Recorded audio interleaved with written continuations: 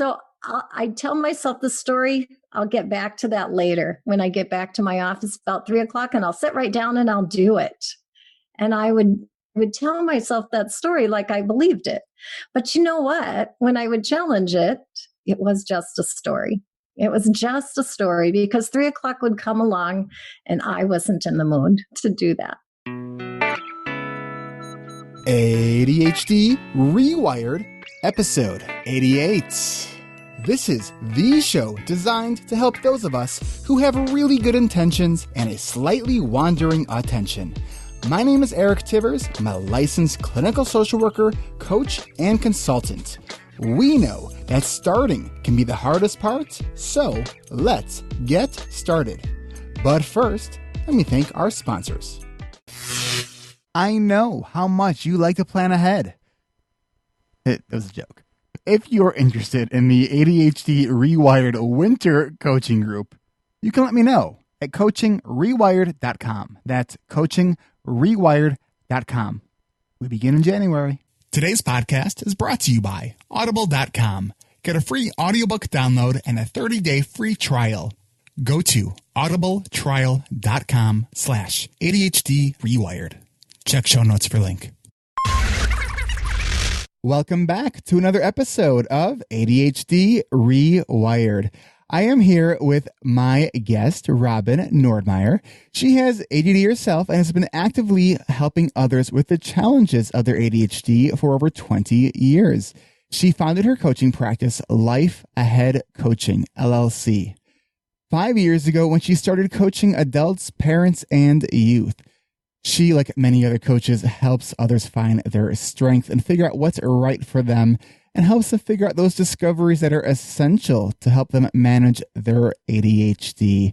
And I'm really excited, Robin, to have you on because I know that you are going to be speaking at this year's CHAD conference. Mm-hmm. And the title of your presentation is The Art of the Start? The Art in the Start, okay. The Win in the Finish, yes. Okay, so is there anything about your introduction that I missed that you want to fill in? Oh, no, I think that's great. Thank you, Eric. Yeah, thanks for letting me be here today. Well, welcome to ADHD Rewired. We're glad to have you. So procrastination is clearly a topic that is near and dear to, I think, all of the listeners because it's something that we often struggle with. And so let's just kind of start right there. So you're going to be presenting on procrastination at the CHAD conference. And tell us a little bit about what you're going to be talking about. And what we're always interested in the podcast is to hear kind of your story and kind of how you got into this. So let's maybe start, Robin, with your story and the story of your diagnosis and learning kind of all of that, and then why are you focusing on procrastination? Sure. Great. Thanks, Eric. Well, I'm that classic case. So ADD had no idea that that was what I was going through. I'm very smart, very capable, but knew something was off in life. You know, it was just things were always sometimes just a little bit out of my grasp, or I would fall just a little bit short of what I was aiming for. Some little struggles here and there. My kids have ADD. And when they were diagnosed, I'd say that was kind of the start for me. I had to figure out what to do to help them. I got involved with CHAD a long time ago, about 2008. I became a parent-to-parent trainer. I've done so many trainings since to help other parents, but Robin, will you talk a little bit about parent-to-parent training? Yeah. So parent-to-parent training is really about other parents who've been through this, done this, have learned the basics, the fundamentals, and some approaches and strategies that really work for other parents to push through the struggles that they're having, the frustration, the overwhelm, all that, and to create some success for their kids. And it's not just about academics either, because we both know that we struggle in more than one area of life with ADD. So it was really fun. And I really enjoyed it. So it would be behavior, it would be academics, it would be relationships, household order, all those things in parent to parent were just wonderful for me. And it was my big aha. So seriously, the apple doesn't fall too far from the tree. I think that's the saying. And definitely I was learning about this and going, you know what? This is too familiar. This is me too. And that was kind of when it all started. And I went to go get evaluated and they said, no, no, no. Well, what I didn't realize so much is women are a little different than men sometimes, and they can be overlooked. So I was officially diagnosed at 50. So for those that are getting diagnosed late in life, I just want you to know, hey, there is a lot of great things waiting for you when you get diagnosed. It's just a whole different world once that gets established. So after making the connection, I started to connect the dots in life. And I was a very chronic procrastinator. That's why the subject is so near and dear to me. And probably had a little anxiety too, because overwhelm, I remember all the way back from those days of being young. But, for procrastination, for me, it was pileups with clothes, with kids' papers, my own paperwork at work. It was leaving things out of place and then having a big mess all around. Getting out the door was a thing about procrastination because it's one more thing-itis, or it was just having a hard time getting into that routine that I knew I had to do in time to get out the door on time, right? We've all been there, I think. So exercising, housework, I was a chronic procrastinator. So sometimes it's hard to start with procrastination. Sometimes it's hard to persist. We run out of steam and then we can't finish, hence lots of projects, lots of big, wonderful ideas that just never quite make it for us sometimes. So what I love to do, I did really well. What I disliked or felt was boring, I would lose some steam. But I knew there was a cost. So something had to change. And what was the cost for you? Oh my goodness. It just depended on what it was, Eric, that I was procrastinating with, So probably the big cost that really, really said, something's got to change is it was with work. I hated expense reports, right? And I just got myself into some big trouble with expense reports where big balances were due, reports weren't in. Oh, it was just scary, and we worked our way through it. But then it was just the big eye-opening, something's got to change, Robin. You have to be aware. And I think that was the moment of change. That was the pivot for me. It's like, this is going to cost you your job if you don't pull it together. And everybody knows we need our job, we need our career. I had a great career, very successful.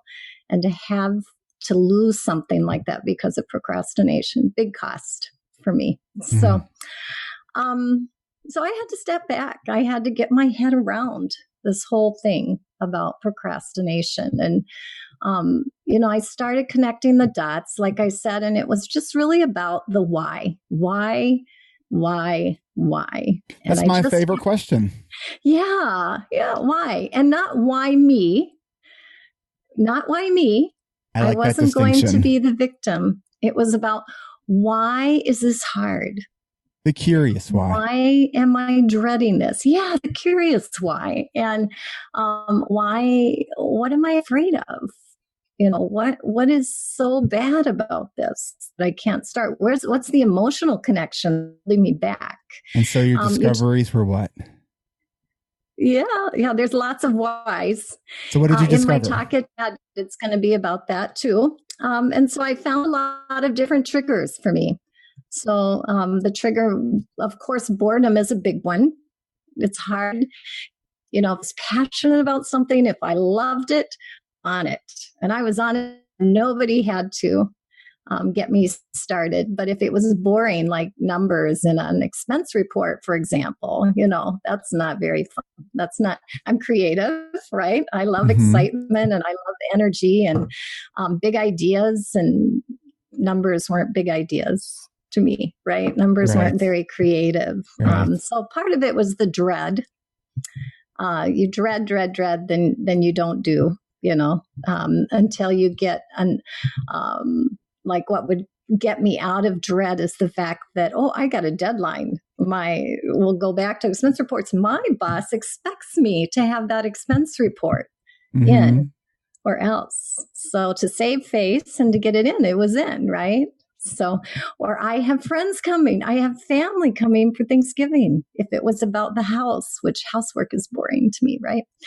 Then it was about do that. I have to get my house clean. And my husband and I would be working like crazy for 2 days just to get my house beautiful again for company and get the clutter back, everything where it needed to go. So urgency driven in a lot of ways. If there was an emotional connection, I really just had to kind of spend some time with that and reevaluate, am I thinking this right?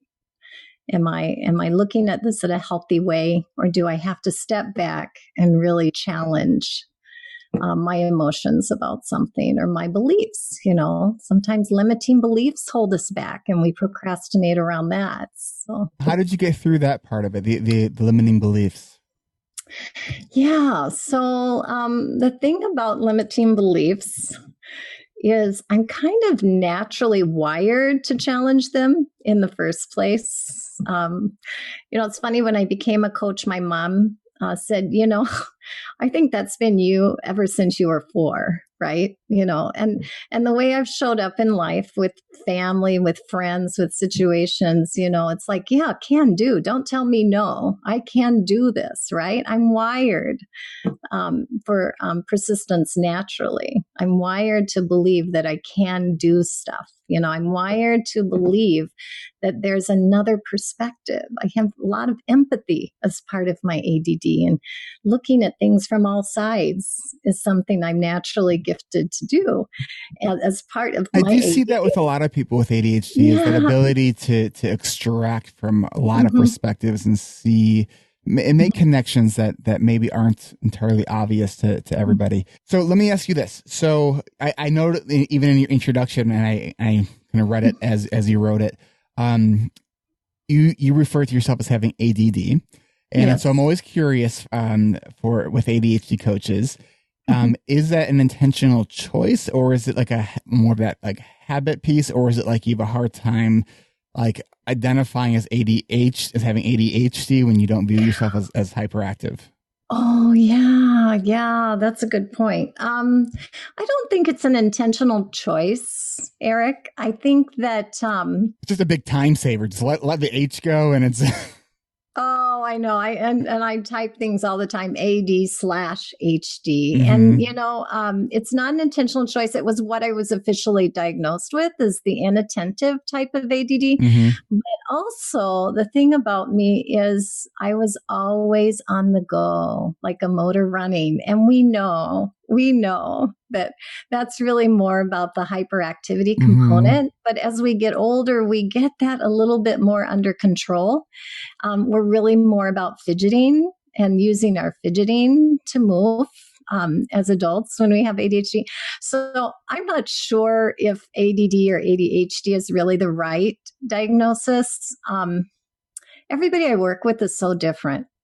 So I don't really get caught up in which type of you are you of the 3 subtypes, right? Is it ADD inattentive or hyperactive? Well, or and now it's called presentations, because we know that, as you were just mentioning, that as you get older, these what they used to call subtypes, we know that they're not static. They actually can change and often do change. Which is, it's interesting.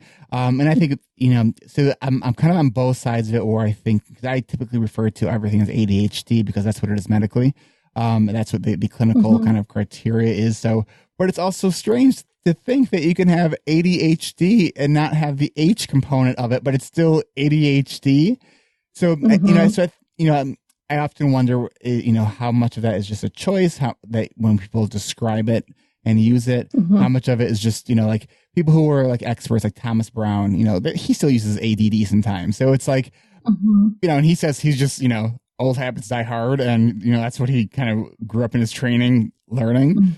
So I wanted to kind of bring that as a point, because I think it's important that we're all kind of talking about the same thing. as Hmm. part of the education of understanding ADHD. Right. Yeah. And I did, boy, I was definitely the one who had to fidget to focus. I remember in fourth, fifth grade, I was in tap dancing. If you remember that, I used to do little shuffle downs, whatever, under my desk while the teacher was lecturing, having no idea why I was doing that, but it helped me. Right. I can very much relate to that. I used to play entire piano like pieces on my desk. It was just like my Oh, fingers were moving yeah. and I could hear Yeah. it in my head. I had no idea what the teacher was talking about, but I was playing something amazing there on my desk. Yeah, So, yeah, and I drew elaborate designs in the sides of my paper long before fidget to focus ever came into play, right? and Because that that's a was book. my That's steps. Yeah, I know. Yeah, Sarah Wright and mhm. who did that with Sarah? Do you remember I right do off the not top? remember. Yeah, I but don't I even was think I realized that Sarah Wright was one elaborate. of the authors for that. I mean, I I bet she definitely know was. the book. Like I've heard of the book. I've not read the book. Yeah, Um, yeah. so Well, I okay, might be wrong. We might have. could be someone completely different. I don't know. Oh dear. Okay, so she's not the only one with that book. So. Okay, so speaking of procrastination and staying focused, so let's bring it back to that procrastination. I know one of the things that you talked about how you struggled in college, and that you describe some of the key points of what you do with helping your clients and what you do for yourself is the importance of focusing on that kind of that metacognitive awareness and just being mindful of what you are doing. Will you just talk a little bit more about that?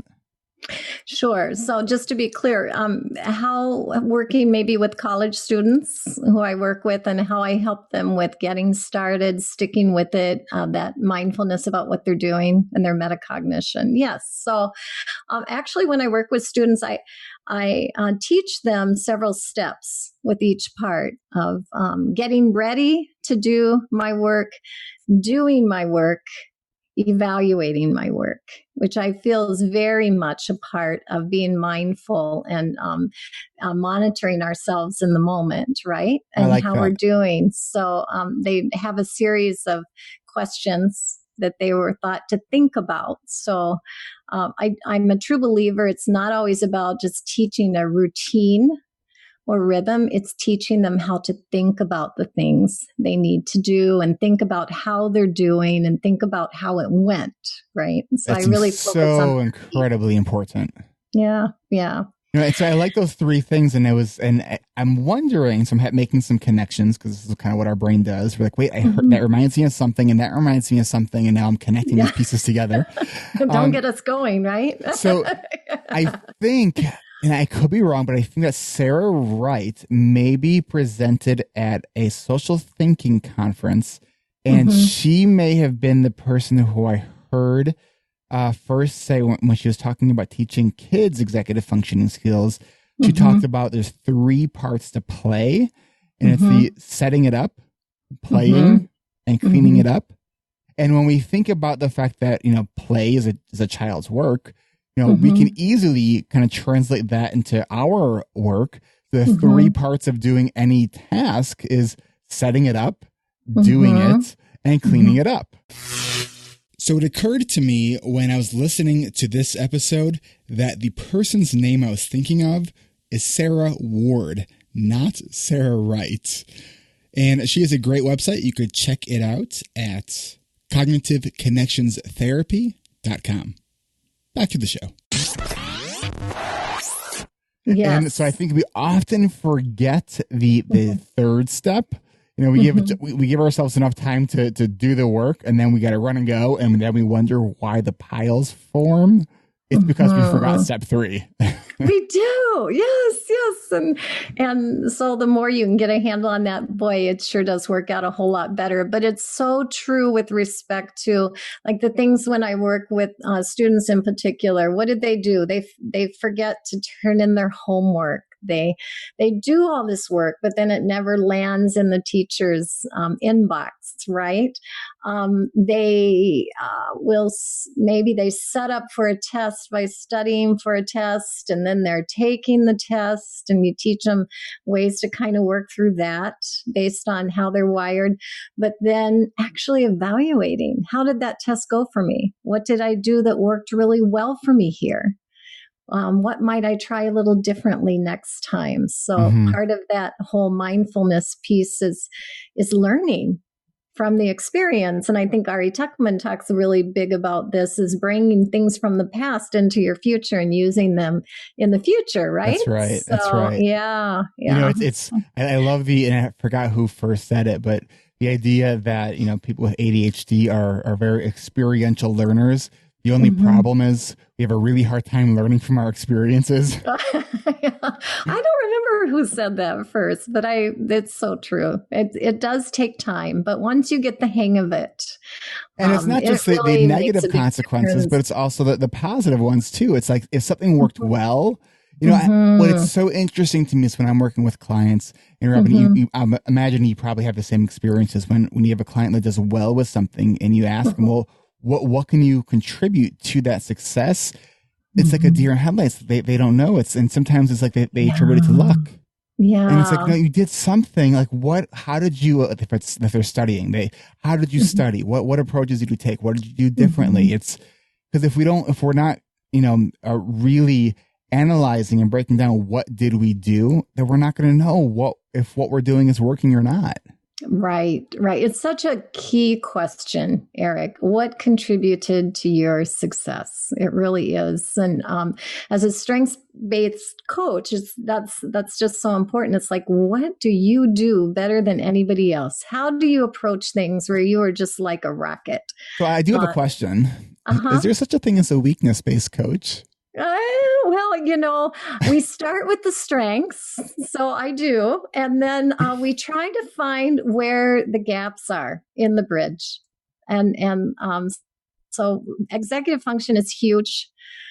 It's really inherent with ADD that you're going to have some challenges around executive functions. It's just, they go together, right? And so you start with the strengths, because when someone walks into my office, they're usually beaten down. I have heard over and over again, well, I'm doomed. Well, I just can't win. Why should I try? You know, all this stuff that they've gone through has really taken a hit with respect to their sense of self, their confidence, their esteem, what their motivation levels are doing for them.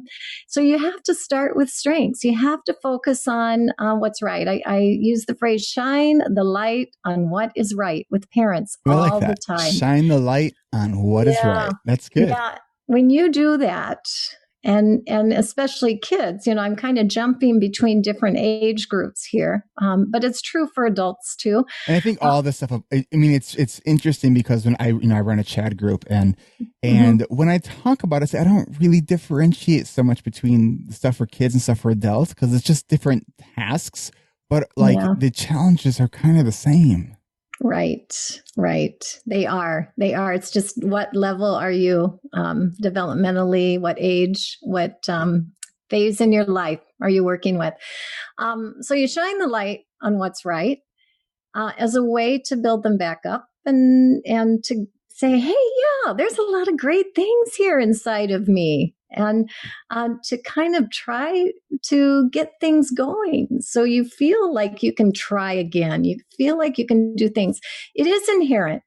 You know, executive functions get in the way sometimes when there's deficit in executive functions. And so when you find those gaps, there are some things you can do. You can find some strategies that might help you get around them. You can find apps. You talk a lot about technology use and apps that can really help in a lot of these areas. Can you get specific with us and really help us with either identifying the type of, like, what types of procrastination tendencies or behaviors do you tend to see? Because I know that not all procrastination is the same.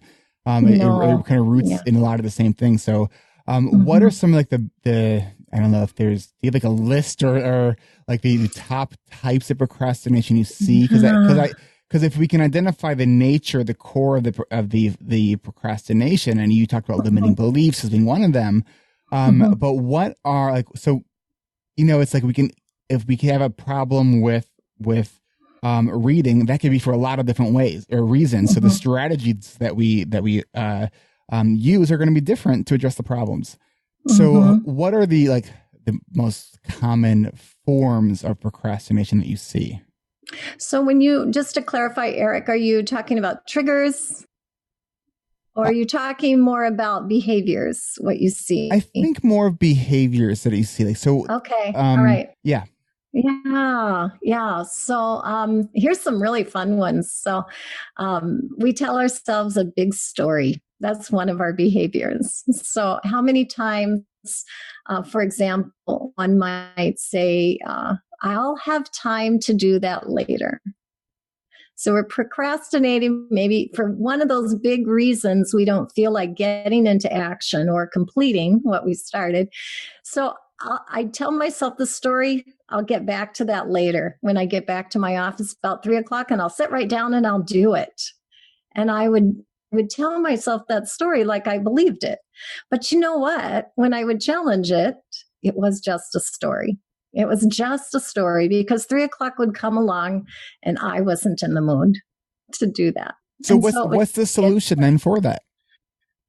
To stop telling yourself a story and to replace the story. So you replace the story with something different. And that's one thing I cover in my workshop too, is that if you're telling yourself a story that's putting you in the mode to procrastinate and to not get things done, it's finding that point you stop and you use that story. And then you might journal it. You might write down, what's the stories I'm telling myself when I'm ready to procrastinate, right? And then you start thinking about what you can say back. I always say, talk back to that voice, talk back to that belief, because more likely than not, it's not true. The great thing about allowing to procrastinate. So. The great thing about kind of acknowledging and owning our story is that if we don't like the way the story is going, we can change the narrative and we can write a new ending. Yeah. And those replacement thoughts are your narrative, Eric. They are your new ending, especially if you realize, if you create that awareness that I'm just telling myself stories, I need to pause and reflect on the accuracy of what I'm saying. So that's one behavior. Another behavior is that black and white, all or nothing thinking or perfectionism with procrastination. I am a recovering perfectionist. I am still in recovery. I will probably always be in recovery. Yeah. It's a struggle. It is a struggle. Yeah, it is. And so again, I'm not the first one to say this, but when you're a perfectionist, how much time do I have to give? What is good enough? What is good enough for the situation? I will talk with clients about what is most important, in bucket A, what is somewhat important in bucket B, and what is, at the end of the day, it really doesn't matter. And where can you afford to be a perfectionist? Is it the things that are most important at the end of the day? Yeah. Is good enough okay for that, bucket B, which is, somewhat important? And maybe bucket C is when you just can get around to something, that you'll do it because it doesn't, We actually had a conversation today in my coaching group about perfectionism, and one of my members brought up something that I said on a prior podcast, and that is that good enough is great. So perfect sucks. Good enough is great. Yes. Which is so important. So I think it's really acknowledged, because when we think about, where perfection comes in with procrastination. So if good enough is like that, what we are viewing as 80% quality, and let's say that 80% quality is 2 hours of work. But to get to 100% quality requires 15 hours of work. Where is the payoff? I mean, that's not a good a measure of our time. And what people expect from us really is more of that, like 70 to 80%. People don't really expect that 100%. We are our own harshest critic. It's that fear of people are going to think that we are not good enough, and it has to do with our kind of our self-worth. And I think that's one of the really important kind of distinctions when we're dealing with perfectionism, is that, you know, good work and being and having your work be valued is different from being worthy as a person. And I think the more that we understand that, you know, often deep inside, we are thinking that our work has to do with our sense of worthiness. And as soon as we can own that and acknowledge that, we can begin to change our narrative. Robin, what I want to do really quickly is take a really quick break so I can continue to outsource all the things that I tend to hyper-focus on, like editing and everything else like that. So we will be right back. And when we come back, I'd like to maybe do a little exchange, you and I, of what are we procrastinating on right now. Okay. All right. We will be right back. All right. I bought my plane ticket. My hotel room is booked. I'm registered for the conference. What's left? I have to finish my presentation. I have plenty of time. Wait, no, I don't. Okay, don't panic. I have most of it done. I just have to tweak a few things and completely rewrite my introductory story to reflect the latest insights that I've had that have been swimming around in my head. I'm going to get back to working my presentation in just a moment. In the meantime, if you haven't registered for the conference yet, it's November 12th through the 14th in New Orleans, the Big Easy.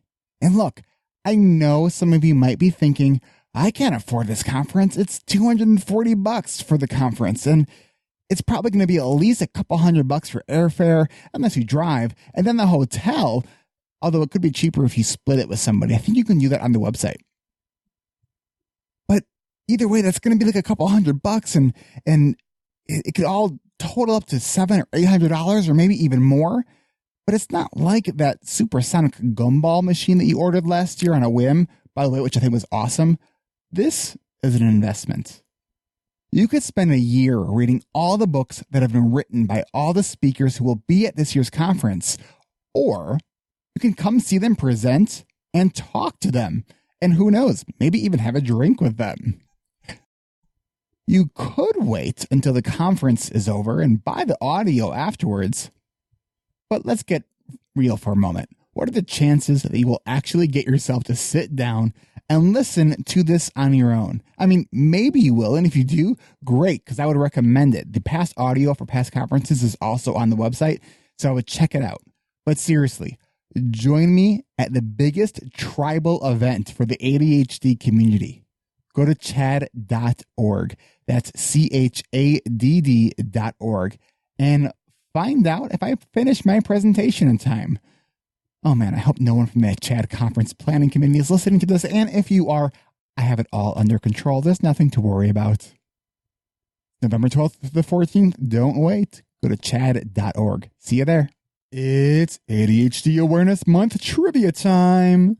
What do Stephanie Sarkis, Ari Tuckman, Roberta Olivardia, Terry Matlin, Alan Brown, Rick Green, Melissa Orlov, and Elaine Taylor-Klaus all have in common? If you guessed that they've all been featured with me on this podcast, that's one right answer, but that's not the only one. They are also featured speakers at this year's ADHD Awareness Expo. This is an online free expo. Other speakers include Sari Solden, Lori DePar, David Gwerk, David Noel, Casey Dixon, and others. 26 experts all in 1 week. And the best part is, it's free. And of course, you won't want to miss my session on productivity and vulnerability. My session is scheduled for Thursday, October 29th at 12 p.m. Central Time. There really is no reason you should not register for this right now. It's free. Go to ADHDexpo.com. That's ADHDexpo.com. And I'll see you there.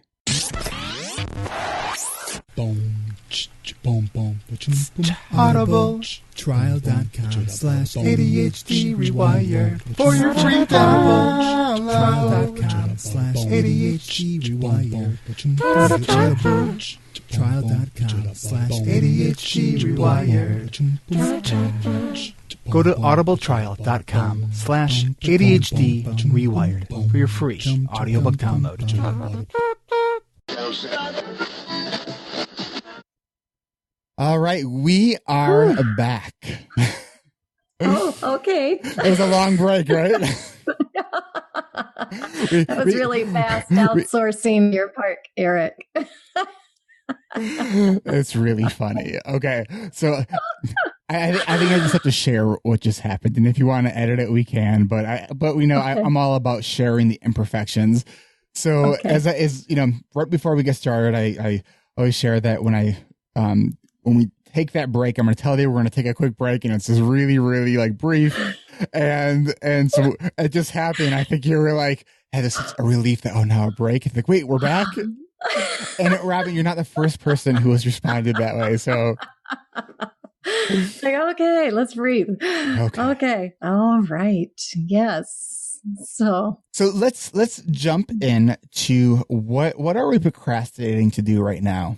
If you want me to go first, I can certainly make this easier. You go All right. first, and then I'll compliment you. How's Okay, that? so I have a contract, a W-9 that I need to return.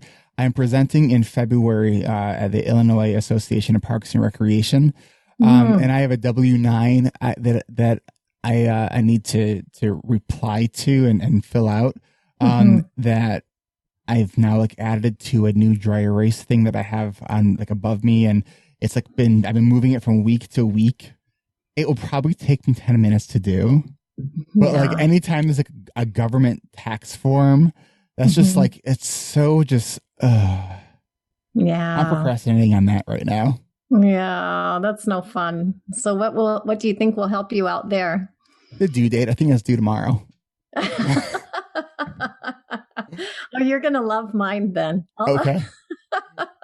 So I've been teaching a pilot to middle schoolers in a local middle school. Smooth sailing for school success. It's really fun. It's been great. We're about halfway through. I need to finish the curriculum for the last half of the program. Now, it's not that I don't have it, Eric. It's not that I don't have it, because it's all the stuff I've been working with whenever I have a middle school student anyway. But it's just writing up, what are the 3 or 4 key concepts? What is the activity we're going to do, right? What is the thing I'm going to give them to take home and share with their parents? Those kinds of things. And I have to admit that every single time I teach this class, it is about an hour out. And here we are today. It's going to be about an hour out when we're done. And I am going to slide into home base. And I know it's going to be great. And it's going to be wonderful. Because it's that story I tell. So you asked about the behaviors, the things we see. We will slide into home base because we know we can, and we can get by with it, And it's really, that's my thing. That's what I'm procrastinating about right now. Okay, I have a similar one that related to the ADHD Rewired Coaching and Accountability Group. So I've been wanting to kind of create, because part of this group where I give assignments, right? And so each session, I've been reinventing the wheel on these assignments. And so what I've been doing is now when I post an assignment, I'm creating an autoresponder sequence in my email marketing program in Constant Contact. So, which takes a little bit longer to do. So I'm not just kind of posting it in the Facebook group for the group, but now what I'm doing, and I'm now behind on 1 week. It seems like each group I'll do it for 2 weeks, and then I'll do it for 3 weeks. So now I've been pretty good this time. So the idea then is next time I don't have to reinvent the wheel. All I have to do is push start on that autoresponder series. And then once a week, like everything that I know I want the people in my group to be getting as far as assignments, they just get it and I don't have to think about it anymore. Right. And so that comes to the whole idea of creating significance, which I really like. It's a concept that I heard from Rory Vaden's book, Procrastinate on Purpose. Are you familiar with that one? No, I haven't read that one. I'm familiar with Rory, right? But I haven't read the book. So, yeah. So it's that idea of, spend a little bit more time now so you can, multiply your time later. All right. Other procrastination. Is it your turn or my turn? Yeah. Let's see. Here, it's my turn. Let's see. Yeah. So my husband and I, we've been really working hard to clear the clutter. Right. And I've learned that if I have a buddy working alongside me, I get so much more done in that regard. And so I asked for help. He was so gracious. It's been a wonderful help. So we get going, we get a lot done. Right. And then there's always that surface of little things I have to decide yet what to do with. Right. So we had to do a lot. I've raised 4 kids. They're older now, and so we have a lot of stuff we've been pulling out and getting ready to get offload, and that's great. It's looking fabulous, but there's always that little surface of those tiny little things that I found. It's like I got to find a home. I got to figure out what to do with this, and that's an example of having a hard time with the final finish, the final step. You get into it, the momentum. I heard once that piles are delayed decisions. Yes. Indecisiveness is one big contributor to procrastination. Yeah. When you mentioned stuff like around your house, there were a couple of things that I was thinking of, and I'm sure I mentioned this on a prior podcast. So I just want to bring up that I still haven't done it. I have, so about 2 years or so ago, I got this really cool picture frame. It's like this like metal tree structure, and at the end of each tree is like a circle picture frame. So the family that was in the picture frame when we bought it in the store is still in the picture frame. And it's been on my wall for at least 2 years. No. I've become very attached to them. You probably have a whole story around that family by now. That's what I'm thinking, right? They're relatives by now, right? Very cool. One day. I mean, it's fun. Like, when we're Jewish and this family is blonde haired. It's like, they don't seem related, but we can make up a story about it. There's some story there. There is a story there, right? That sounds like a great blog, Eric. You should make that one a blog. That would be good. That would be something that I would procrastinate about too, is writing a blog. Oh, I don't like to write. Oh, that's one of the stories I tell myself. Yeah, I have some picture frames too, so don't feel so bad. I have a stack in my closet of frames I love that I bought that I thought I'm going to put some pictures in here. And one day my husband was just asking me, okay, well, what are we going to do about these frames? From our clean out this weekend. I went, I'm going to put something in there. I know I am. So, and I will. Yeah. Yeah. I have to give myself a deadline, I think. I think I had a deadline for that project and it came and went. I mean, I guess it's just like, I don't care enough about it. Like and it's okay. I don't feel ashamed about it. It's one of those things where it's like, it'd be nice if I got around to that, but it's, to me, it's also sort of funny. So it's, I don't know. It's just the way my mindset is.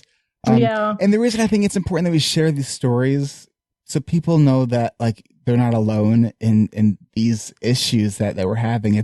So there's things big and small. When we were talking last week, you said that one of your biggest challenges in their areas of procrastination also has to do with kind of bringing your bigger goals to the day-to-day stuff. Would you mind talking a little bit about that? Bringing my bigger goals to the day-to-day stuff. So like your bigger planning, and you had to look on your face like, I have no idea what you're talking about, Eric. Which is probably true. You're like, wait, what did we talk about? I am, one thing I do really well is plan my day. I've had to learn how to really plan the flow of my day. I hate like at 12 noon, I will do this. And at 3:05, I'll do this, right? But I really plan the rhythm, the sequence of my day based on my time commitments and everything. I think maybe what you're talking about is I have this really, really fun project I'm going to do as a pilot. I have it all mapped out. I think this might be what we were talking about. And I never quite seem to get around to it. And I use the story of, but I'm so busy and I'm so tired, right? And so what I would say, and that is true. That is a huge goal for me to get this program out there, and I've been working on it. But what I would say is that procrastination affects everyone. With ADD, there's a little bit more of a tendency to procrastinate. We experience it a little bit more acutely. And it's figuring out what's going to help you move forward. Like that picture frame, the frames, connecting the frames to something that really is important to us. Like I love my family. They are so important to me. Watching them grow up, being able to see great pictures of them is very important to me.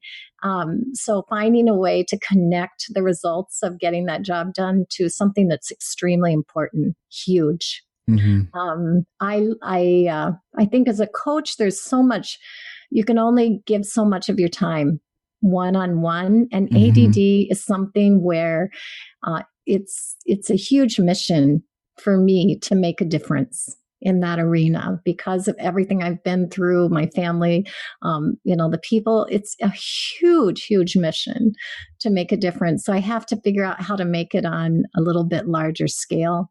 And that's why it's important to me. There's ways to do it.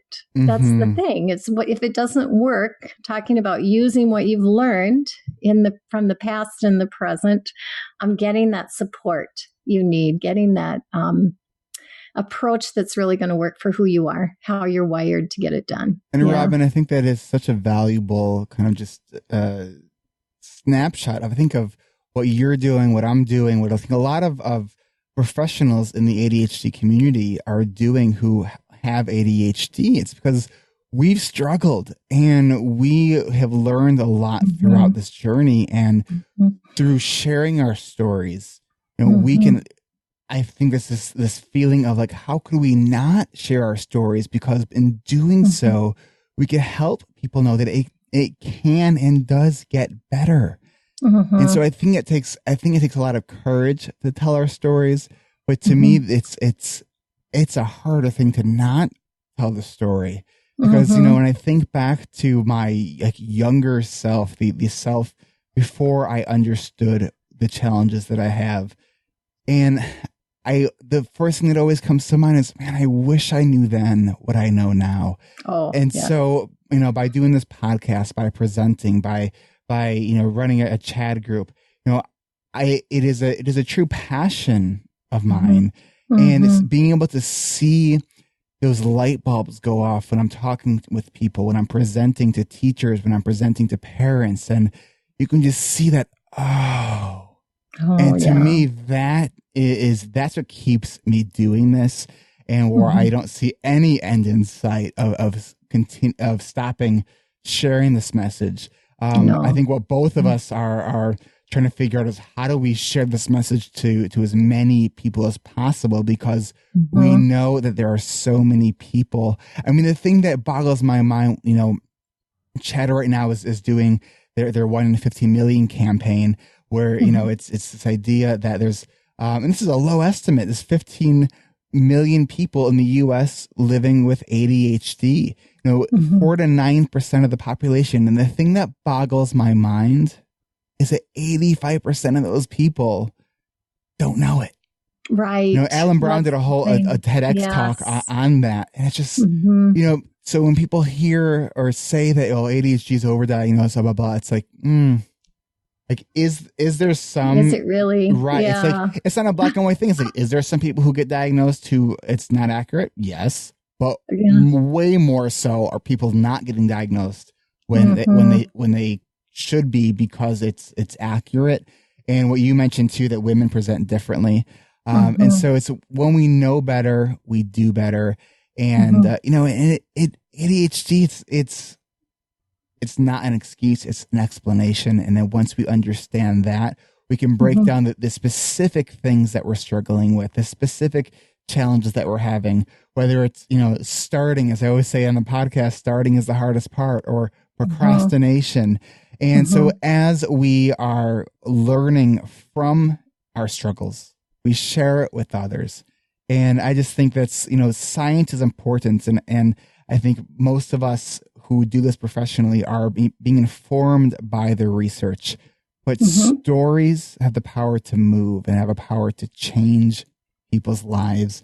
And so that's why I do this podcast and why I share what I do, and why I ask other people to share their stories, because stories have the power to move.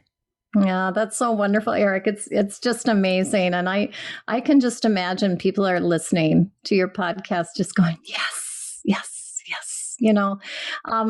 I want to just touch on just one or two things. You know what? Nobody gets to be perfect. Nobody gets to be perfect. And I think I have found, and I really believe this to be true, is that when you have ADD or ADHD or whatever you want to call it, when you struggle with those executive functioning challenges over and over again, it really helps. It helps when you know this, when you can see through this lens, when you can really understand what they're going through. And I share my stories with my clients. So nobody gets to be perfect. That's what I tell them. And, odds are I've been through everything you've been through. Right? And the big picture, the big message here is there is hope. There is something different, and that no excuse, it is an explanation, is so important. I can't tell you how many people I've heard say, my gosh, I didn't get diagnosed till I was 50. I was reading someone who was talking about being diagnosed at 65 or 70, and yet still saying, okay, about face. Now I understand. What can I do? And that is my hope for everyone out there. When ADD is maybe something they're thinking about, or they suspect, or they find out, there is hope. There is an about face. There is an opportunity, a big opportunity. And there's a big opportunity just around the corner in New Orleans. So I know that you're going to be at the CHAD conference. Yes. I'm really excited about it. Me too. Have you booked all your airfare and hotel and everything? Yes. No procrastination there. Got the hotel, the air, know what I'm doing. Yes. Have you finished your presentation? Most of the presentation. I know you were talking about tweaking it a little bit, and there was that piece of me going, oh, maybe I'll tweak mine a little bit too. So I think I'm making the slides a little bit more vibrant, but. So we're recording this on October 19th, and my presentation is still not done. So it's, because I'm reformulating some of the things that the way I'm presenting it. It will be done. It's some of it is just kind of moving some things around and introducing some new stories. But this will be my second time presenting at CHAD. This will be my 6th CHAD conference. And I mean, if you want to, we're talking about learning, growing, and connecting. There is nothing like it at a CHAD conference. Yes, I sat in on yours last year, Eric. It was awesome. Just awesome. You had everybody spellbound. So you rock. Thank you. I know it's going to be great. Yes, and I have so much excitement for CHAD. I think that sometimes we feel we're out there alone as individuals with ADD. We struggle with understanding what to do. We struggle with decisions sometimes about what to do. We feel like we can't talk a whole lot about it. It's getting better now. People are really a little bit more outright about their diagnosis as the stigma gets chipped away at, so that it's not so, I don't know, threatening to feel like you can open up and really share what you're going through. But this is a great time. You're with your tribe. You're with your peeps. You are learning. You are growing. You are feeling that hope and that encouragement. And hopefully from Chad walking away with the enthusiasm that you need to do something to make a difference for yourself, for the one you love. And you feel empowered. So, yeah. Robin, I just want to thank you so much for sharing your story and some of the tips and strategies that you shared with us. Will you do me a favor and share with the ADHD Rewired listeners where people can learn more about you and where they can contact you if they would like to reach out to you? Oh, sure. And thank you for having me here, Eric. It's just been a pleasure, and I love your show. So if you want to reach out and connect with me, you can find me online. And my website is www.livingwellwithadhd.com. So livingwellwithadhd.com, or you can Google my name, Robin Nordmeyer, Nordmeyer. But I'm out there, and I have definitely things that I am doing to help others move along, get things done. I have a program, Get It Done, that's piloting right now, that's doing really well. So I'll be doing it again. But thank you. Thank you so much, Eric. It's just been fun. Robin, thank you so much for sharing your story. And I will see you in New Orleans. This sounds great. I can't wait. It'll be fun. Thanks, Eric. Bye-bye. Bye. Thank you for listening to another episode of ADHD Rewired. And if you're new to the show, welcome to ADHD Rewired.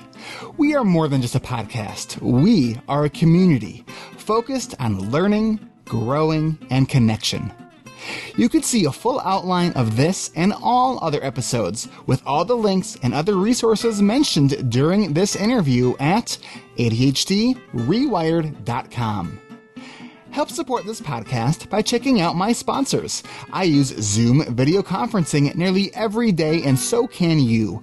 Go free or go pro. But please, go to erictivers.com/Zoom so they know that I sent you.